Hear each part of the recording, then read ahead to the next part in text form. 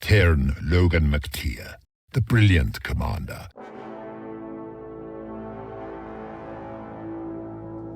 Pity the one time you tried to rule, you failed so miserably. You had to be beaten, humiliated, lest you destroy your own country. You destroy everything you touch. Is that all you've got? It's nothing I've not said to myself.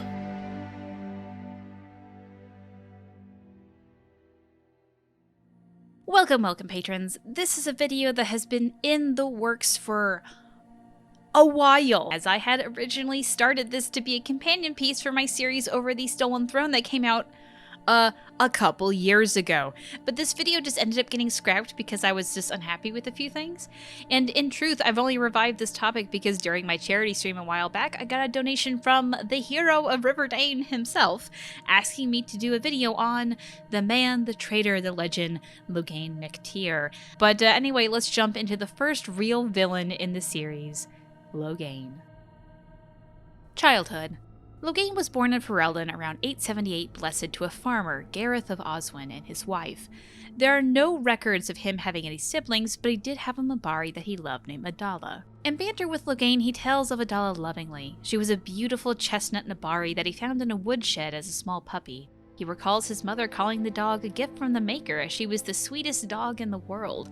Loghain mentions that he owned her for about 10 years before the worst happened, but recalls her so fondly that you can really tell this dog meant just a lot to him. He also mentions that she used to love cheese rinds. Fun facts. While Loghain has the surname of McTeer, there are conflicting reports of where that actually came from.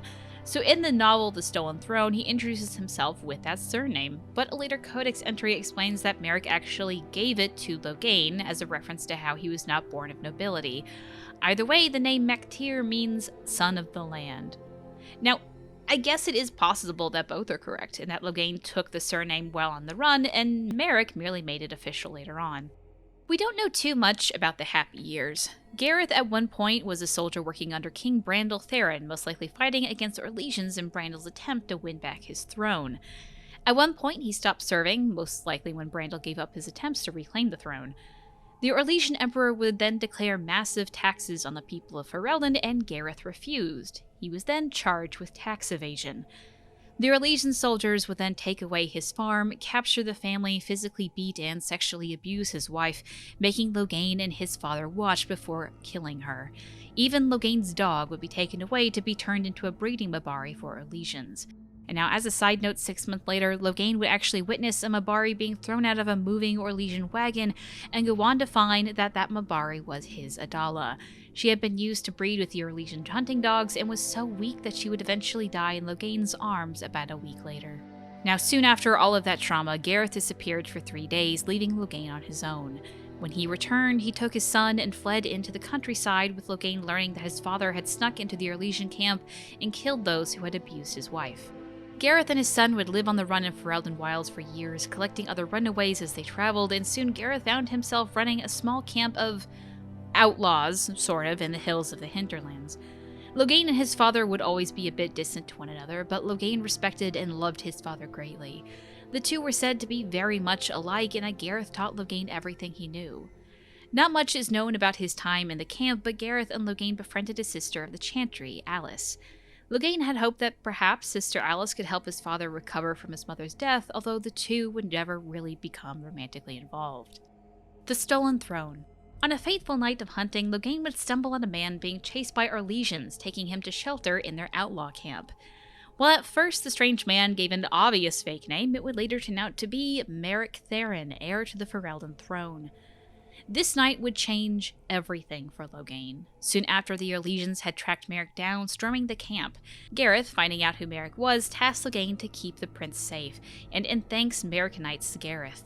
While the outlaw camp is destroyed and Gareth dies defending his people, Loghain and Merrick make it out alive.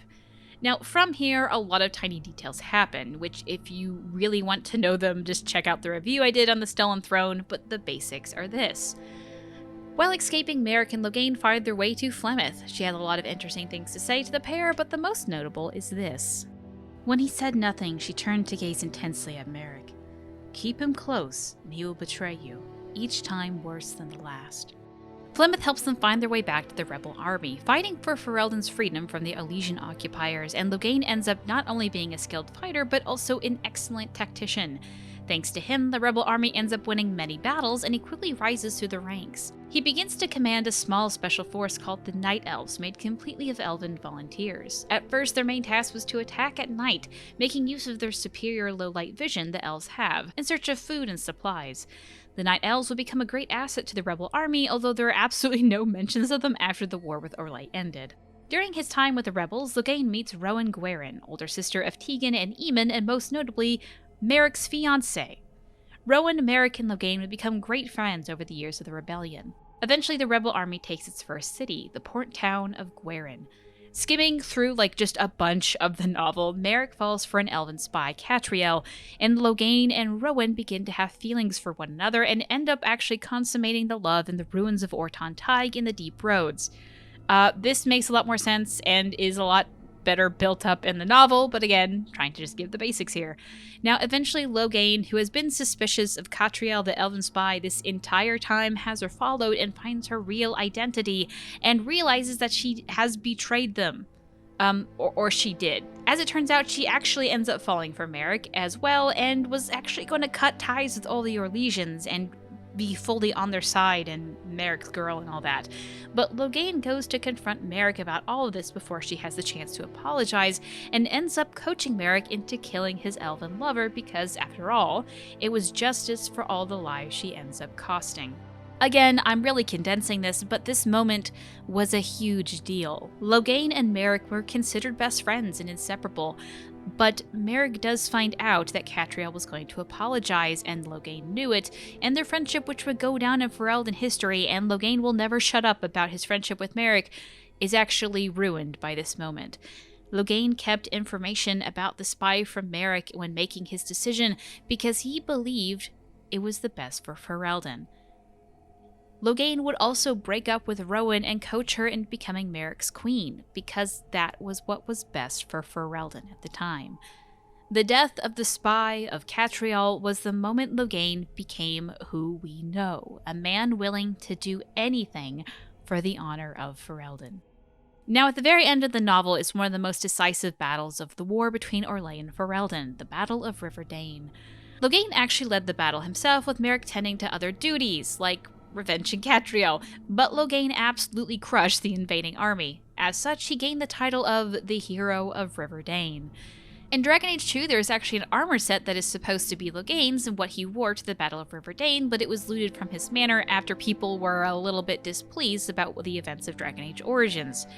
What's interesting is that on that armor was a pinned piece of red silk, which he explained was just for good luck. It should also be noted that when Loghain first told Rowan of how he felt towards her, she wore a red silk dress. The In-Between. In the aftermath of the Orlesian occupation, and with Merrick on the throne, Loghain was given the lands of Gwerin and a nobility status. Now, Loghain was one of the highest nobility titles in Ferelden, a Tiern. However, Gwerin, while a very important port, was so far from the rest of Ferelden that the Orlesians completely neglected the keep. Loghain's new home was in such disrepair that he considered it all awash and actually lived out of a tent on his front lawn for months while focusing on building an army and the working port. The city itself was actually worried that Loghain would be tired of his living conditions and absolutely abandon them, so they actually sent a representative to convince Loghain to repair the keep and to stay for longer. So in walks Maeve, who came from a family of cabinet makers, marching up to Loghain to talk about repairing his home. The talk turned into an argument, and then a shouting match, and somehow Maeve came out the victor as she reminded him that he needed the fealty of his people to actually be a Tiern, and no one was going to bow to him in a tent. Loghain hired Maeve to supervise the reconstruction, and 2 months later, he asked her to marry him. Okay, so the few of you that actually talked to Loghain in Dragon Age Origins, just racked your brains over that name for a moment. So the information I just gave you is from the World of Thetis books, and in Dragon Age Origin, Loghain tells you that his wife is named Celia, although he does confirm that she was a cabinet maker. So it's been confirmed that the lore book is wrong on the name, but as she will likely never be brought up again and has someone who personally goes by my first name professionally and middle name by my family, I'm going to headcanon and choose to believe that Maeve Celia McTeer does the exact same. Anyway, the first few years of Ferelden's freedom was a bit rough. The country had been occupied for almost 80 years, and things were just a little bit rusty. Loghain ended up spending a lot of time in Denerim with King Merrick and away from his wife and young daughter Anora. While Maeve kicked ass and basically rebuilt all of Gweren herself, she was worried about her daughter's lack of a father. Now, in 910 Dragon, Merrick took an impromptu vacation with some wardens. That is basically the whole novel of the Calling, and we're not going to talk about that. But Loghain spent an entire year on the throne himself. Maeve was upset that he wouldn't spend time with his family, and the two spent a lot of time arguing about it. But Anora began to travel to Denerim with her father. Now, these trips turned Loghain into a real father. He learned how to braid her hair, how to turn his battle stories into bedtime stories, and how to interrupt very important meetings to tend to sad girls with skin knees. Both Anora and her father flourished with their new bond. Now, at some point in his travels, Loghain on horseback was attacked by bandits. The poor farm girl ran to his rescue and fended off the men, really not knowing that he was actually fully capable of dealing with them on his own. Impressed with her skill, he took this girl in and made her a soldier in his army. Sir Cothrian rose in the ranks of his service until finally she served as his right hand. She became one of his most loyal men and was proud of her title and service. Now, around 925, Merrick goes off to the Free Marches in a mission to form a unity. But he goes missing. Loghain spends 2 years searching for Merrick, spending a good amount of Ferelden coin and all the attention of the Ferelden Navy. Loghain was absolutely convinced that Orlais had sunk Merrick's ship, although we now know that this wasn't the case. What did happen to Merrick, that is such a long story, that is, I'm just not even going to go into it. But it took the entire Benorn and his daughter Anora to convince him to call off his search and hold Merrick's funeral in 927 Dragon. When Merrick disappeared, Kaelin took the throne and married Anora soon after. This put an end to the constant trips of Denerim, and Loghain actually finally lived in Gweren full-time with his wife in peace and quiet. However, in 928 Dragon, his wife died. Anora and her husband Kaelin traveled to Gweren for the funeral, and Loghain left with them back to Denerim when it was over, and he's never returned to Gweren since. Now, it's sort of around this time that Selene begins plotting. Kaelin and Anora were never able to produce children, and Selene wants to bring peace to Orlais and Ferelden and perhaps do what her successor could not. She begins diplomatic talks with King Kaelin and also drops some very non-subtle hints that perhaps he should leave Anora to marry her. Now, I've seen a lot of fans list Kaelin's almost infidelity as why Loghain did what he did at Ostagar, but remember that he actually didn't find out about this until you bring him there in the Return to Ostagar DLC. In fact, if you never recruit Loghain as a companion, he actually never finds out about that. Dragon Age Origins. At the start of Dragon Age Origins, the Ferelden monarchy is building forces to take down what they believe to be a large darkspawn force in the Kokari Wilds. King Kaelin and his father-in-law Loghain are seen and mentioned arguing over the tactics for the battle. Kaelin is painted as naive about their chances and having way too much faith in the Grey Wardens that are actually new to the area of Ferelden. Why are the Grey Wardens new to Ferelden? That's just a long story. Essentially, the Grey Wardens had an heir to the Ferelden throne in the ranks, and she tried to overthrow the corrupt king, and that didn't go well, so then the Grey Wardens were kicked out of Ferelden for a while. But that was like before Loghain's time. Whatever. Anyway, while Kaelin had been offered help from Orlais, both in Orlesian wardens and troops, Loghain had put his foot down to letting in a large army from a nation that was once aggressive to them, and honestly for a decent reason. After the player joins the wardens, you then officially meet Loghain. Sort of. You can sort of meet him at the camp, but he didn't really say much. Anyway, he has been assisting King Kaelin in planning an assault on the Darkspawn, and you hear a bit more of their arguments of what to do. Then the Battle of Ostagar happens. Now, Dragon Age Origins is pretty clear to cast Loghain as the bad guy for making his troops retreat and abandon the battle instead of flanking the Darkspawn, but characters later in the series give the action just a little more nuance. Threnn, the starting quartermaster in Dragon Age Inquisition, served under Loghain and was one of the forces at Ostagar. She paints the events in favor of Loghain, saying that the signal fire was set too late for their troops to do anything, and King Kaelin was overconfident in his men's abilities against the Darkspawn. Solus too talks about dreaming at Ostagar to talk to the spirits who lingered there. I dreamt at Ostagar. I witnessed the brutality of the Darkspawn and the valor of the Ferelden warriors. I saw Alistair and the hero Ferelden light the signal fire, and and Loghain's infamous betrayal of Caelan's forces. I've heard the stories. It would be interesting to hear what it was really like. That's just it. In the Fade, I see reflections created by spirits who react to the emotions of the warriors. One moment, I see heroic wardens lighting the fire and a power-mad villain sneering as he lets King Caelan fall. The next, I see an army overwhelmed and a veteran commander refusing to let more soldiers die in a lost cause. You can't tell which is real. It is the Fade. They are all real.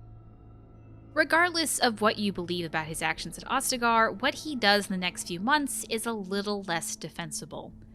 When he gets back home to Denerim, he marches up to his daughter Ainora and claims himself the new regent, or basically the king, ruling in her stead. Now this is done so that he may properly control things to defend Ferelden, but Ainora doesn't give up her control so easily, and so she is locked in her room until she sees reason. Now, right when the Warden actually starts their game, they're met with the knowledge that there is now a bounty on the head of any Grey Wardens, saying that they are responsible for the King Caelan's death. I guess there is some room for debate here, as Caelan had put too much stock in their abilities to win because of the Wardens, but I still think it's a little much to kill all the Grey Wardens. As the Wardens go on their adventure, Loghain stays busy as well. I'm not going to linger too long on the play-by-play of what he does in-game, but as most of it's actually buried in codex entries and NPC dialogue trees, I'm going to lightly touch on a few things. For starters, Uldred, the main villain for the Mage's questline, had been in contact with Loghain. In exchange for getting the support of the Circle, Loghain promised more freedoms for the Mages to Uldred. When Uldred returned from Ostagar to try and persuade First Enchanter Irving to support Loghain, Wynne, who was also at the battle, revealed her side of the story and Loghain's betrayal of the king. Irving refused to align with Loghain, so Uldred started a Blood Mage uprising in the Circle. The whole Blood Mage uprising is kind of a bit of story I'm not going to go into, but Uldred was secretly a Blood Mage who had taught other students blood magic. Loghain actually didn't know about that part, however. He thought he was just making a deal with a guy that could be very persuasive and hoped to do this diplomatically, and then Uldred just went nuts. Now, speaking of blood mages, Jowan was hired by Loghain's men to poison Arl Eamon. Loghain had hoped that the absence of Eamon and his men would postpone Caelan from fighting at Ostagar and see reason, but that obviously didn't end up happening. Also, Connor going crazy was not in the plan either. Now, Loghain also needed money for his upcoming war, both with freeholders, who didn't want to support the crown now that Caelan was dead, and with the Darkspawn, and to do this, Loghain agreed to sell off elves and the alienage as slaves. You can actually talk to Loghain about this if your warden is an elf, and he defends his actions, saying that the people who were sold were still alive. Selling the elves in the least defensible part of the city bought a chance for the others while still keeping those alive and in safer parts of Thedas. Because, you know, elves and slavery in Thedas, especially in Tevinter, have a really great time and are usually totally fine and not used as blood magic ritual objects at all. But, you know, whatever. Nearing the end of the game, you and Eamon go to Denerim to hold a meeting with the rest of Ferelden nobility to discuss the death of King Caelan. But before that, you get a message from Ainora that she is being trapped by her own father and her life is in danger. You free her no matter what, and in the end she tries to make a deal with you to keep her throne, which is up to the player. Now, as a side note, would Loghain really have hurt his daughter? No, he wouldn't have. If you let Loghain live and actually talk with him, and even in banter between him and Shale, you can ask him that, and he laughs and tells you that Ainora did a wonderful job at manipulating the Warden to try and keep her crown. While it's clear that Ainora doesn't agree with her father's choices, Loghain is clear to the Warden that he didn't want to rule Ferelden forever. He wanted Ainora to keep control after the war, and he saw his actions as keeping her safe. Him locking away his daughter was him thinking that he knew what was best, and she was just too young to understand the sacrifices that had to be made to keep Ferelden safe. But he does love Ainora, and he wouldn't have physically hurt her. Jumping back to the Landsmeet, it's here that Loghain's fate is decided in a few different ways. You can battle Loghain and his men if you do not win enough favor with Ferelden nobility, or you or a companion can fight in a duel. If you let Alistair fight in the duel, he's just going to kill Loghain no matter what. There are no questions, Loghain is dead. But any other companion or the Warden themselves has a few choices. While you can kill him right in front of the rest of the Landsmeet, you can also turn him into a Warden so that he may right his wrongs. Now, obviously, if you killed Loghain, his story ends here. Loghain's legacy ends in him becoming the villain in Ferelden's history, to the home he fought and sacrificed so much for. He dies a man full of regrets, many of which he would have likely done again, so that his home's security would be sealed. But if you make him take the joining, you lose Alistair, whose fate depends on a few factors. But while the joining can be fatal, and you kind of do hope that Loghain dies, he survives and becomes a warden. The Wardens. As a warden, Loghain now becomes a full companion, replacing Alistair. You can take him on missions, and even has some unique dialogue in some of the DLCs, like Return to Ostagar. Pretty much all of the companions don't like Loghain, except for your Mabari, and I would argue Shale and Stan, they're pretty neutral towards him. That being said, there isn't a wealth of banter between the companions and Loghain. Wynn has the most, but for some like Zebran, there's really only one real exchange between them. You get Loghain so late in the game, besides a few possible DLCs and side missions, it's basically the end of the game. So Loghain and the Warden are told how to kill the Archdemon, in that someone has to give their life, and Loghain volunteers for the job. So let's talk about the outcomes. Killing the Archdemon. If you decide that a baby with the soul of an old god is not for you and then Morrigan leaves, one of you has to die. Naturally, a lot of people that went this route chose for Loghain to sacrifice himself to kill the Archdemon, as that would redeem him for what he did at Ostagar. Honora will later ask the Warden about the details of her father's death, and in the game's epilogue, you learn that a statue was built in his honor overlooking the Orlesian embassy so as to keep an eye on it. And then the slide says that as time went on, Loghain's reputation was cleared, and his memory in Ferelden's culture focuses more on his heroic efforts rather than his villainous ones. Loghain's son. If you want both Loghain and your Warden to survive, you can persuade Loghain to sleep with Morrigan to create the old god baby, or Kieran. This is, just off the side here, admittedly probably the creepiest outcome in the entire series for me. There is just something about old men sleeping with young women that just creeps me the hell out. I'm sorry, it's just so gross. I hate this screenshot. What? But yeah, it's possible that Morrigan's son is the half-sibling to Honora. Now, Kieran has no relationship with his father, but it is possible for Loghain to beat him in Inquisition. Now, that conversation is normally bugged, so you have to either use mods or just have, like, the best luck in the world to get it to actually trigger in Skyhold. But basically, he just asks Morrigan if Kieran knows, and she says that he doesn't. Loghain asks when he will know about his father, but Morrigan doesn't really have an answer. Now, Loghain had a hard enough time getting along with Honora, so I can't imagine that he's super excited to get to know his son, but he's not a complete villain either, and I think that small exchange between him and Morrigan is to show that he at least cares about the fate of the boy and wants him to know the truth about himself. Gonna jump back to Awakening here in the Dragon Age Origins DLC, you can meet up with Loghain in Vigil's Keep, where he says that he has been transferred to Montesamar to serve with the Orlesian Wardens, and he actually makes a few comments to a warden about grandchildren if they married Honora. Now, from here on out, the details of this path are the same as if the warden died and there is no Kieran, so we're just gonna jump over to life as a warden. If your wardens sacrificed themselves and Loghain lived, he is given the task to recruit for the wardens in Ferelden and does a good job at it. He is then transferred to Montesamar and does his thing over there, I guess, until around the time of Inquisition, where he is contacted by Hawk to investigate Red Lyrium. Much like the other wardens you can meet in Inquisition, there is corruption in the warden ranks that he's concerned about, and he goes into hiding, blah blah blah, you meet him, take him back to Skyhold, and then into the Fade you go during the Here Lies the Abyss quest. In the Fade, you can either leave him or Hawk behind. If he survives, he will go along with the other wardens to join whatever fate the Inquisitor has chosen. And if he is left behind in the Fade much later in the Trespasser DLC, a Codex entry, which is a chapter of Varric's book Hardened Hightown, but written by unknown forces and found in the Shattered Library, says this. He poured the last dregs of pale Ferelden lager into a mug and headed out to the patio where an old soldier sat strumming a particularly battered-looking lute. Donnan held out the mug like a peace offering. "Thank you, Godsman." The soldier set aside the lute in favor of the mug with a businesslike efficiency. The grizzled Mabari curled up at his feet, flicked one ear, dreaming. "It's just dawning these days," he replied, looking out over the waves. "My time in the Kirkwall Guard is over, is it?" The soldier sighed, looking down at the sleeping dog. "If you don't still wake up from dreams about patrols, you're luckier than most." The sun slipped down another notch in the sky behind them, and the wind coming in off the sea turned cooler. "You know what I miss?" Donnan said.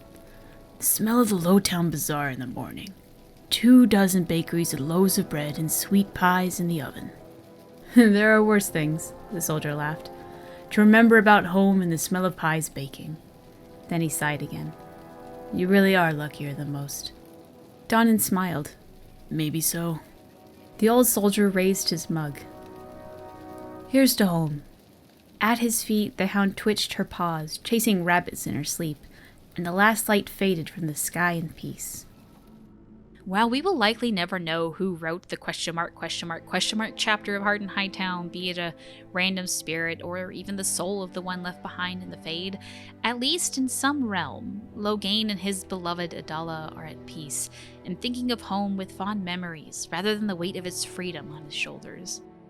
And that, dear patrons, is all that I have on the hero of Riverdane. Do you still have lingering questions? Proof that I'm wrong? Comments about your own fan theory? Feel free to tweet me at Echodathon on Twitter or send a PM to user Gillenon on Reddit. To rest your all.